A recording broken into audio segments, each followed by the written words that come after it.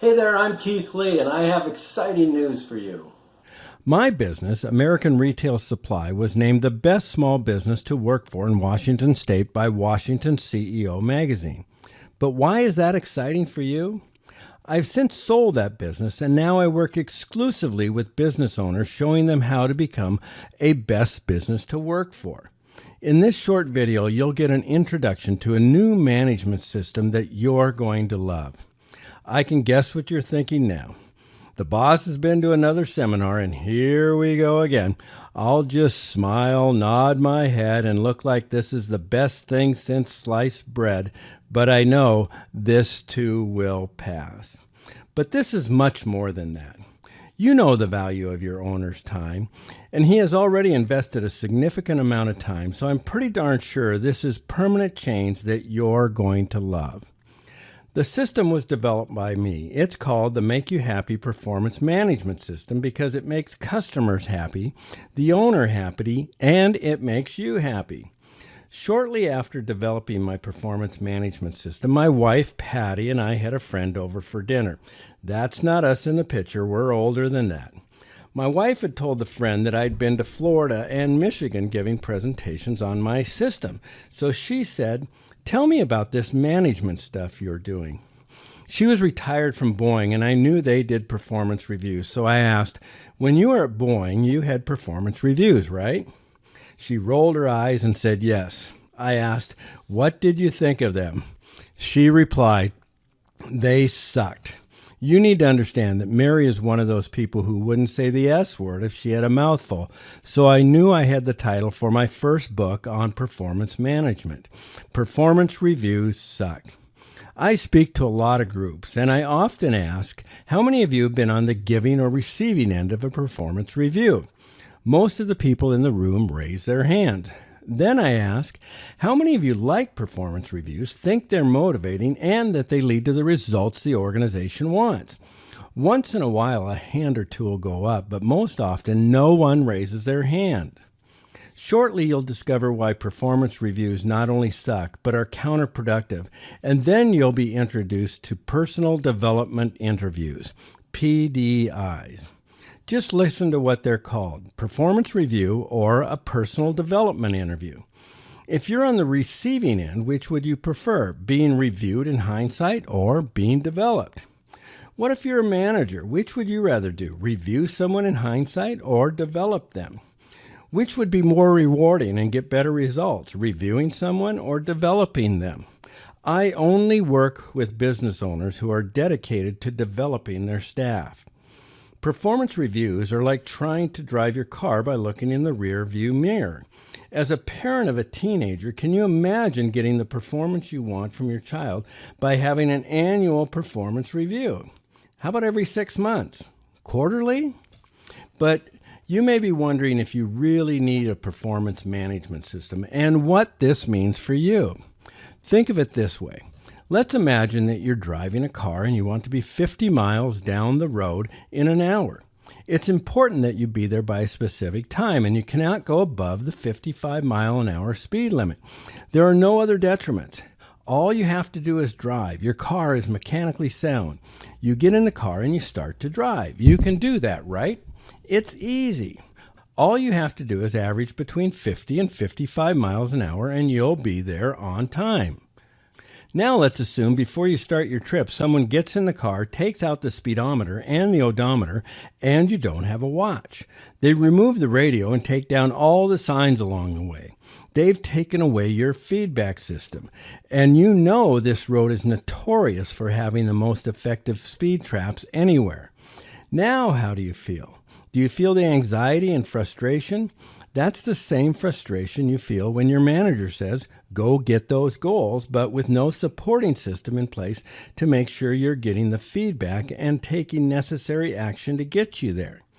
Most business management systems, whether formal or not, focus on catching people doing things wrong. Catching people doing things wrong is called management by exception. When businesses utilize management by exception, they're watching for people to do things incorrectly. As a result, they stymie creativity in the organization.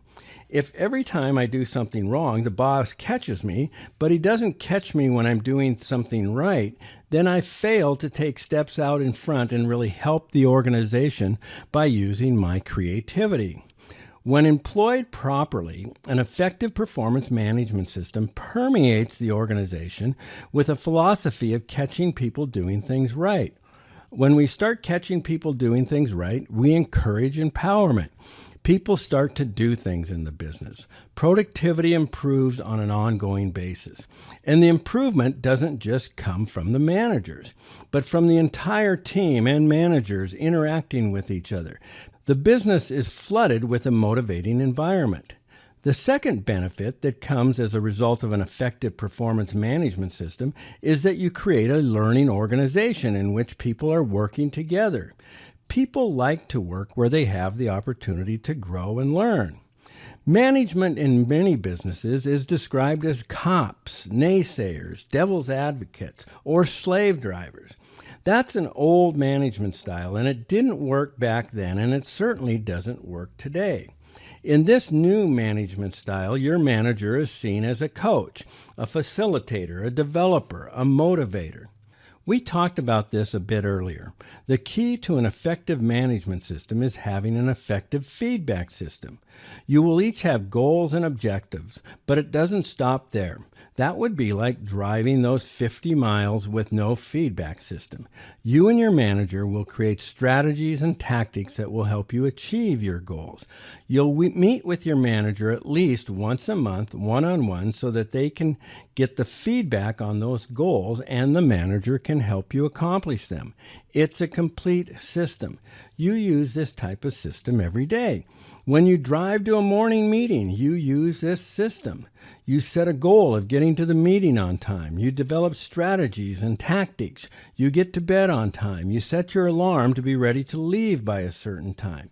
You determine the route. You get feedback from your speedometer and your odometer and your watch. If you think you're going to be late, you step on the gas to get back on target. That's an effective performance management system. We all utilize it every day. When we don't employ it correctly, we don't have an effective system, and then we're subject to the environment as to whether we achieve our goals. Everyone will have goals with effective feedback, and there will be adjustment along the way. PDIs are regularly scheduled and held weekly, every other week, or at the very least monthly. In areas where we have a lot of opportunity, where we want to see a lot of change, or there's a lot of room for improvement, we'll have them more often. In other areas that are very much under control, you'll have them less often. Your PDI is your opportunity to brag. As we start these PDIs, you and your manager will create specific objectives for you. The objectives you create for yourself are every bit as important as those that the manager creates. The objectives will be focused in two areas: those that help you become the very best at your job that you can be, and those that improve the business as a whole. So what do these personal development interviews look like? To start with, they're not scary at all. Remember, they're your opportunity to brag. The whole purpose is to develop you to become the best you can be at your job. Remember, this is one of the main reasons my business was named the best small business to work for in Washington State. Every personal development interview includes these 5 questions. What has gone well since we last met? Since we last met, what did you identify that we could do to improve the customer experience or improve our business? Since we last met, what did you find that was broken or could be improved, and what did you do to fix it? Since we last met, what did you do to create a motivating environment by catching someone doing something right? And finally, what else would you like to talk about? In addition to these questions, you'll be reporting on the progress you've made towards your personal objectives. As you can see, your manager wants your input. The first question is, what has gone well since we last met? We always want to start the personal development interview with something that has gone well. The second question is, since we last met, what did you identify that we could do to improve the customer experience or improve our business? There's absolutely no way you'll be able to find something that we can improve every time. With that said, we're going to ask this every time because without customers, none of us are here.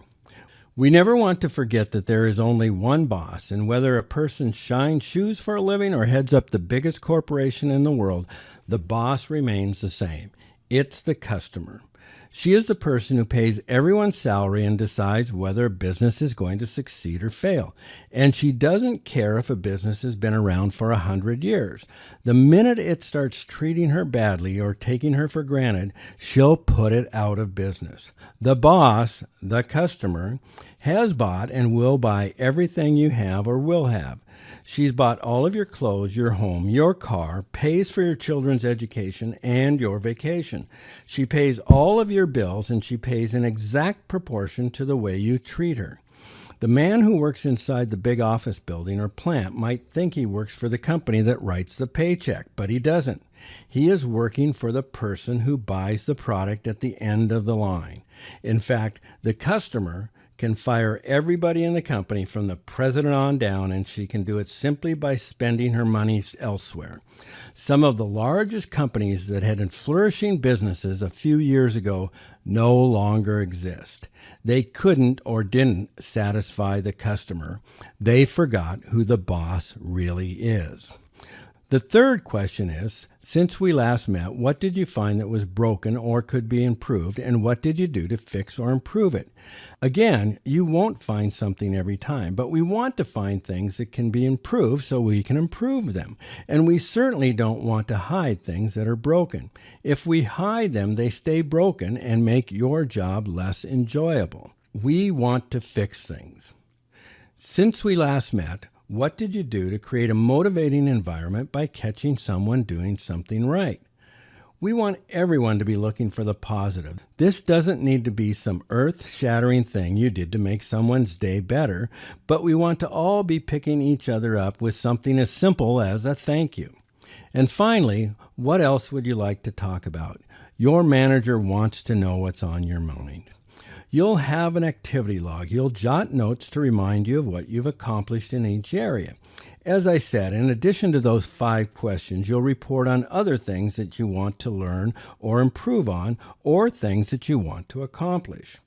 The owner of your business has taken a firm commitment in time and money to develop you, to help you grow.